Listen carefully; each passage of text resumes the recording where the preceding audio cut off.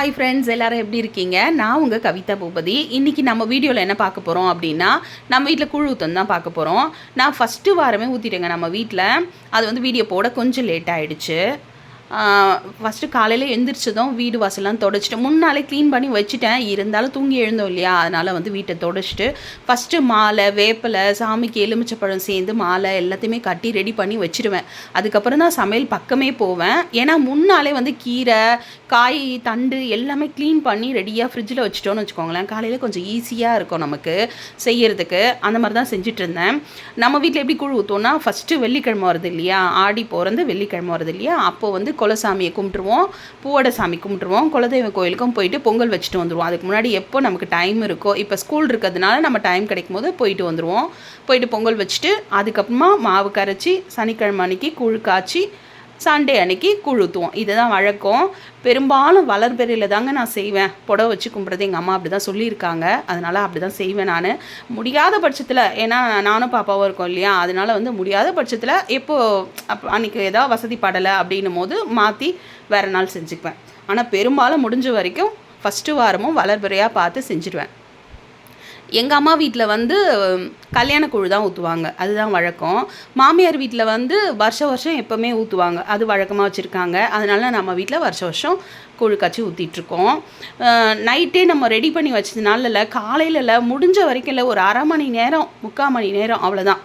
அதுக்குள்ளேயே வேலையை டக்குன்னு முடிச்சிடுவேன் நான். எவ்வளோ செஞ்சாலும் சரியாக இருக்கும். இங்கே கூழ் வந்து 3 கிலோ காய்ச்சுவேன். குழம்பு வந்து ஒரு எல்லா காயும் போட்டு எவ்வளோ இருக்கும் சொல்ல தெரியல கரெக்டாக. பெரிய ஒரு குக்கர் ஃபுல்லாக குழம்பு வைப்பேன். ஒரு பெரிய குண்டானில் வைப்பேன். இந்த வாட்டி பெரிய குக்கரில் ஃபுல்லாக வச்சுட்டேன். கொஞ்சம் ஈஸியாக இருந்துச்சு, மேலே தெரிக்காமல் நல்லா இருந்தது. அதனால் அதில் வச்சுருந்தேன். கீரையும் அப்படியே கடகடன்னு தாளிச்சிட்டேன். பூஜை வேலை வந்து முக்கால்வாசி நான் முடிச்சு வச்சுருந்தேன். பாப்பா வந்து கொஞ்சம் செய்கிறேன் அப்படின்னு சொல்லியிருந்தா. ஏன்னா பூ வைக்கிறது அதெல்லாம் கொஞ்சம் நின்று இருந்தது. பாப்பா இது கொஞ்சம் செய்டா அப்படின்னு. அந்த அம்மாக்கான 10 நிமிஷத்துக்கு ஒரு வாட்டி அந்த அம்மாவை போய் பார்க்கணும், பார்த்து சொல்லணும், இது செய்டா, அடுத்து இதை பண்ணுடா அப்படின்னு சொல்லிட்டு சொல்லணும். சொன்னாக்கா ரொம்ப சூப்பராக செஞ்சுடுவா கரெக்டாக. ஆனால் குரல் கொடுத்துட்டே இருப்பா, அம்மா வாங்க பாருங்களேன் அப்படின்னு சொல்லிட்டு. ஏன்னா இப்போதுலேருந்தே நம்ம குழந்தைங்களுக்கு பழக்கம் பண்ணோன்னு வச்சுக்கோங்களேன். நம்ம வீட்டோட பழக்கம் என்ன, அம்மா என்ன செய்வாங்க, பூஜை வேலைனா என்னது, எப்படி செய்யணும், எப்படி பொட்டு வைக்கணும் சொல்லி ஒன்று ஒன்றா தெரியும். சின்ன வேலை கொடுத்தாதான் அவங்களுக்கும் பழகும். சும்மா குழந்தைங்களை குறை சொல்லக்கூடாது, செய்ய மாட்டேங்குது, எதுவுமே தெரியல அப்படின்னு வந்து அது வந்து நம்ம பழக்கப்படுத்துறது தான் இல்லையா. முக்கியமான வேலையை நம்ம செஞ்சுட்டு சின்ன வேலைகள் அது குழந்தைங்களுக்கு கொடுக்கும்போது நம்ம பழக்கம் அவங்களுக்கு அப்படியே வரும். முக்கியமாக சாமி கும்பிட்றது வந்து மாற்றிக்கக்கூடாது. அது குழந்தைங்களுக்கு நம்ம அப்படியே வழியாக கொண்டு வரணும். எங்கள் வீட்டில் வந்து ஆம்பளை பிள்ளை பிறந்துச்சுன்னா மொட்டை அடிக்கும் போது வந்து பதி பூஜை போடுவாங்க, அதாவது பெரியாண்டவர் பூஜை போடுவாங்க. அதுக்கு வாங்குகிற விளக்கு இது. வாங்கி அன்றைக்கி நைட்டு ஃபுல்லாக பூஜை முடிஞ்சு மொட்டை அடித்து வீட்டுக்கு வர வரைக்கும் இந்த விளக்கு எரியணும் சொல்லுவாங்க. அதுக்கு வாங்கின விளக்கு தான் இது. ஆனால் வந்து எப்போவுமே ஏற்றுறது இல்லைங்க. தீபாவளி, பொங்கல், அது மாதிரி கூழ் ஊற்றுறது அந்த மாதிரி டைமில் அதான் பெரிய பண்டிகை வருதுல்ல, அப்போ மட்டும் எடுத்து ஏற்றுவேன். இன்றைக்கி கூழ் ஊற்றுறதுனால அதை எடுத்து கொஞ்சம் மேலே இருந்ததுனால கொஞ்சம் தேய்க்க லேட் ஆகிடுச்சு. அதை தேய்ச்சி பாப்பாட்ட கொடுத்துருந்தா அவள் போட்டு வச்சு ரெடி பண்ணிகிட்டு இருந்தா. அதுக்குள்ளே நம்ம கூழ் கரைக்க எல்லாத்தையுமே ரெடி பண்ணிட்டேன். எல்லாரும் சொல்லுவாங்க, எல்லா மாதிரியாத்தான் ஒன்று தானேப்பா அப்படி சொல்லுவாங்க. ஆனால் நம்ம ஊரில் திருவிழான்னும் போது அதை விட்டு கொடுக்கவே மாட்டோம். நம்ம திருவிழா தான் நமக்கு பெருசாக இருக்கும். அதேமாதிரி நம்ம வீட்டில் கூழ் ஊற்றுறோன்னு வச்சுக்கோங்களேன், அந்த நம்ம வீட்டு கூழ் தான் பெருசாக இருக்கும் இல்லையா. யார் வீட்டுக்கும் போக மாட்டோம். அன்றைக்கி கூப்பிட்டாலும் இல்லை வேறு ஏதாவது ஃபங்க்ஷன் இருந்தாலும் நம்ம போக மாட்டோம். அன்றைக்கி அதுதான் முக்கியம். அந்த மாதிரி இது எதுக்கு சொல்கிறேன் அப்படின்னா, எனக்கு கல்யாண நாள்லேருந்து ஒரு அக்கா எனக்கு வந்து மீன் கொடுத்துட்ருக்காங்க. அந்த அக்கா எனக்கு வந்து அந்த அக்கா க்ளீன் பண்ணி கழுவி டப்பாவில் போட்டே கொடுத்துருவாங்க பாருங்கள். அந்த அளவுக்கு எனக்கு பழக்கம். 16 வருஷமாக அந்த அக்கா மீன் கொடுக்குறாங்க. எப்போ கூழ் ஊற்றினாலும் சரி, அக்கா நாளைக்கு கூழ் ஊற்றுறேன், நீ கண்டிப்பாக வந்துடணும், எங்கே எப்படின்னா வியாபாரம் பண்ணுவியா எனக்கு தெரியாது, நம்ம வீட்டுக்கு வந்துடணும் 12 மணிக்கு அப்படி சொல்லுவேன். அந்த அக்கா சரிம்மா அப்படி சொல்லிட்டு போவாங்க. இன்றைக்கி கூழ் ரெடி பண்ணி வச்சிட்ருக்கேன், அதுக்குள்ளே வந்து குரல் கொடுக்குறாங்க, என்ன பாப்பா கூழ் ரெடியா அப்படின்னு சொல்லிட்டு. அக்கா ஒரு 5 நிமிஷம் 10 நிமிஷம் தான் அக்கா வெயிட் பண்ணுங்க அப்படின்னு சொல்லிட்டு அதுக்கப்புறமா சாமி கும்பிட்டுட்டு ஃபஸ்ட்டு அந்த அக்கா உட்கார வச்சு எப்போவுமே கூழ் கொடுத்துருவேன். அதே மாதிரி வந்து ஆடி மாதம் வெள்ளிக்கிழமை சாமி கும்பிட்டேன்னு வச்சுக்கோங்களேன், அந்த அக்காவுக்கு வந்து துணி வச்சு கொடுப்பேன். வெள்ளிக்கிழமை அவங்க வரல, வியாபாரம் முடிச்சு அப்படியே போயிட்டேன் அப்படி சொன்னாங்க.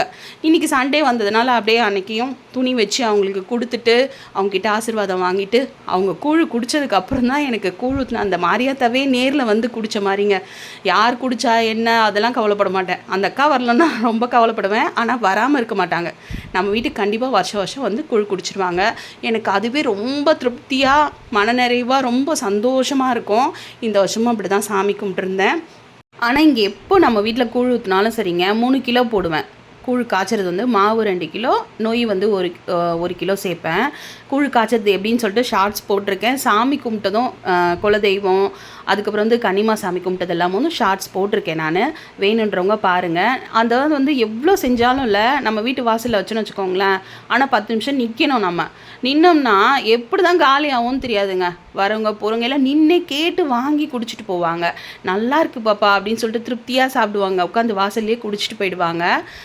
அந்த மாதிரி தான் வருஷம் வருஷம் இப்படி தான் நடந்துட்டுருக்கு. இங்கே பாருங்கள் 2 பேர் காவலுக்கு வேறு நின்றுட்டுருக்காங்க. அது என்னன்னே தெரில, கருவாட்டு குழம்பு வாசனைக்காக நின்றுட்டுருக்காங்க. ஆனால் வாயெல்லாம் வைக்க மாட்டாங்க, அமைதியாக நின்று வேடிக்கை பார்ப்பாங்க.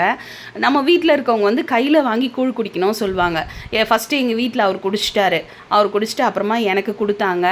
அப்புறம் எங்கள் அம்மா பசங்க எல்லாருமே வெளியில் ஒரு வாய் குடிச்சிட்டு அதுக்கப்புறம் உள்ளே போய் தீபார்த்தனை பண்ணி தான் நாங்கள் வந்து அந்த கட்டிக்கூழை சாப்பிட்டோம். நாங்கள் இந்த மாதிரி தான் இந்த வாட்டி வந்து நாங்கள் எங்கள் வீட்டில் கூழ் ஊற்றியிருந்தோம். இந்த வீடியோ பிடிச்சிருந்துன்னா லைக் பண்ணுங்கள், ஷேர் பண்ணுங்கள், சப்ஸ்கிரைப் பண்ணுங்கள். இன்னொரு வீடியோவில் பார்க்கலாம். நான் சொன்ன ஷார்ட்ஸை கண்டிப்பாக பாருங்கள். வேலையெல்லாம் முடிச்சுட்டு அப்படியே அப்படான்னு உட்காந்தாச்சு. இன்னும் அடுத்து வேலை இருக்குது, ஈவினிங் வேலை இருக்குது இல்லையா, கும்பம் போடணும் இல்லையா, அதை வந்து செய்யணும். அவ்வளோதான். டாட்டா பாய்.